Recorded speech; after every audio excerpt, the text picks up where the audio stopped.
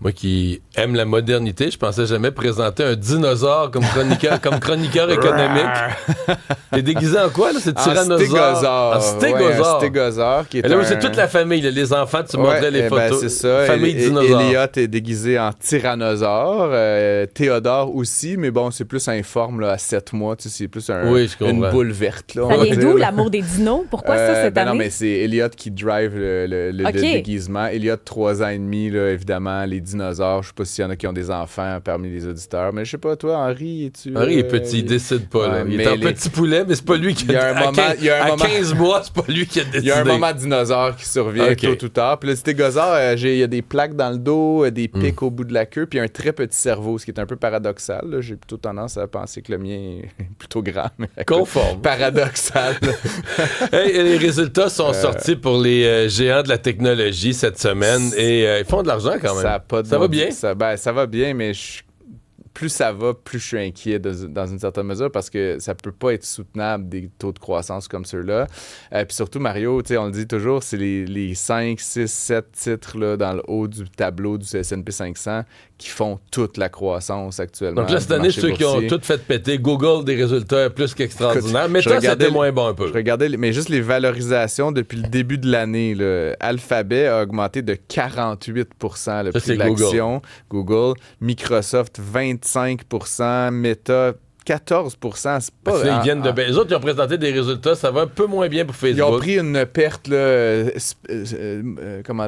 ponctuelle là, de 22 milliards de dollars, mais ça reste que... Parce qu'ils disent qu'ils investissent tellement massivement en intelligence artificielle. Puis il faut déprécier éventuellement ça. Le problème, c'est que tu achètes des actifs, puis des puces électroniques, là, après 1 an, 2 ans, 3 ans, ça vaut 0. Fait que tu mets 1 milliard, puis 2-3 ans plus tard, il vaut 0 $. Sauf que l'espoir, c'est qu'entre-temps, tu as développé des nouvelles... Tu vas gagner la course, puis là, tu vas tout prendre, mais à un moment donné, ils sont en train de tout prendre, ces entreprises-là, puis c'est ça qui est inquiétant. Puis ce qui est un peu intéressant, Mario, c'est que je disais le haut du tableau, les top 7, les 100 dans le bas, des plus grandes capitalisations boursières. Là, on parle d'entreprises qui valent des milliards de dollars. Le 100 du bas, lui, fait totalement du surplace depuis le début de l'année. Il n'y a aucune croissance dans la valorisation des entreprises.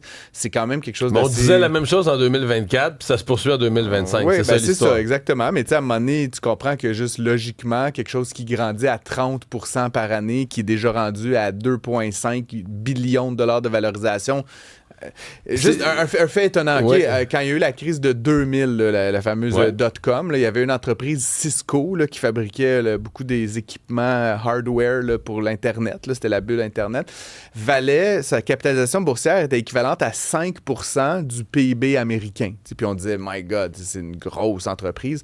Nvidia a franchi hier la barre des 5 billions de dollars, le 5 trillion dollars. C'est 16% du PIB américain. Comme, à un moment donné, il y a des limites à ma capacité de comprendre. C'est une compagnie qui a monté. Il y a 5 ans passés. On n'avait jamais entendu parler d'eux autres. C'est une compagnie qui fabriquait... En fait, c'était un maniaque de jeu, là, tu connaissais leur pour les consoles. C'était des super cartes graphiques, effectivement. Là, mais je veux dire, les gens là, qui investissaient en bourse de manière générale, c'était pas vraiment dans l'univers de considération. Comme Apple l'est depuis 20 ans. Bref, en tout cas, des bons résultats, on va pas s'en réjouir. Puis ceux qui ont des titres de ces entreprises-là depuis 1 an, depuis 2 ans, depuis 3 ans, c'est le party. Là, on peut déboucher le champagne.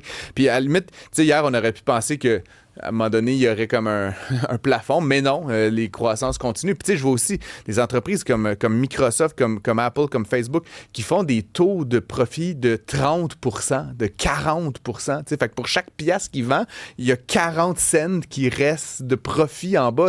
C'est hallucinant. Tu sais, je veux dire, moi, n'importe quel business, des fois, il y a 10, il y a 12, il y a 15%. Hey, 15% de marge bénéficiaire, c'est une bonne marge. Ouais. Dans le commerce de détail, t'as 3-4, c'est ça. Là, t'as des entreprises qui vendent des centaines de milliards de dollars par trimestre, qui réussissent à sortir 40 milliards de dollars de profit. Je sais pas, je tombe en bas de ma chaise à chaque fois. Tant mieux, mais dans une certaine mesure, un peu matière à s'inquiéter. C'est toutes des entreprises américaines. Ben oui. Puis à un moment donné, ça laisse pas de place pour beaucoup d'autres PME ou grosses PME. Mais c'est aussi qu'à un moment donné, moi, ce qui je trouve inquiétant, c'est qu'à un moment donné, ils ont tellement de cash. Là. Je parle de la liquidité, parce que là, les marges de profit que tu viens de décrire, ça, c'est de la liquidité qui rentre dans le compte de banque.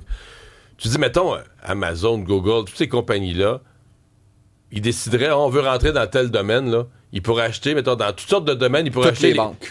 Mais pas vrai. Ouais. Il pourrait acheter les 3-4 plus grosses compagnies, disant on veut rentrer dans le jouet, mettons, on veut rentrer dans les jouets, il achèterait les 3-4 plus grosses. Ben, regarde, juste avec ce qu'il y a dans le compte, en payant en cash. Là, regarde les 5 plus grosses banques canadiennes. Là, RBC TD, c'est autour de 300 milliards de dollars, ça fait 600. Puis les 3 suivantes, le CIBC, Scotia, je m'en manque une, c'est 120 milliards. Ça fait que tu pourrais acheter tout ça pour moins d'1 billion de dollars. Tu aurais les 5 grandes banques canadiennes pour 20% de la valeur de Nvidia. Ah ouais, let's go, on prend le Canada. En fait, je suis comme non, on caricature, c'est pour donner un ordre de grandeur comment ça devient gros.